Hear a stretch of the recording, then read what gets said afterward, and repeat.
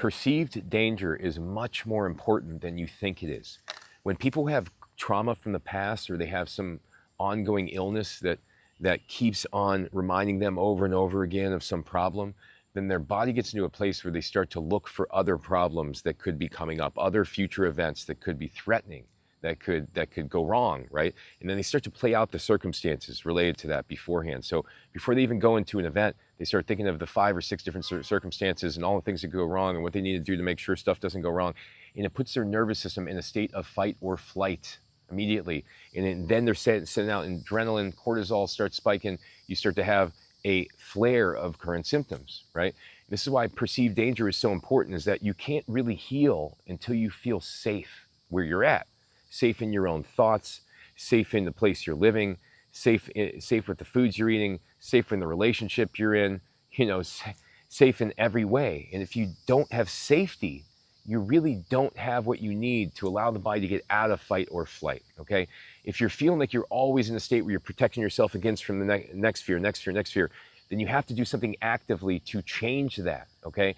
And yeah, you could take certain medications, certain supplements, try to calm the brain down. You could use indica, you could use apigenin, you could use different things, but meditation and slow deep breathing and connecting with God and your higher power and starting to create a conversation there, these are the things that are actually most important, and they cost you no money, and they actually work and compound in their progress. So slow deep breathing through the nostrils over and over again, in and out, as slowest you can, to a point where you have 20-30 seconds for just one breath, and just focus on your body the entire time. Focus on bringing in energy from the ground as you're inhaling. Focus then on releasing stress out of your body as you're exhaling. If you want to, you could even focus right in between your forehead for an extended period of time. You'll start to feel your heart beating right there as you increase circulation to your brain.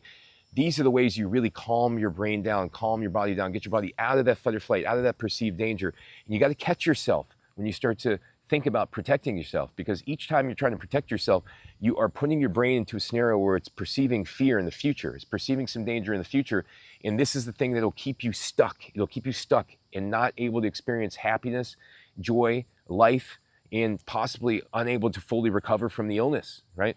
So I've seen this in a lot of people who have mold exposure, people who have chronic trauma, past trauma from childhood, and these things dysregulate the limbic system. And then the body starts perceiving danger and threats all around them, protect themselves, and that's how they live their lives. And I understand that. I understand that a lot of people live this way, but you don't have to live this way anymore. You can actually start to change the way you're thinking, change the things you believe, change the perceptions that you have about you in relation to reality, and start to take control of your thoughts. Take control of your thoughts, change the narrative, change the storyline.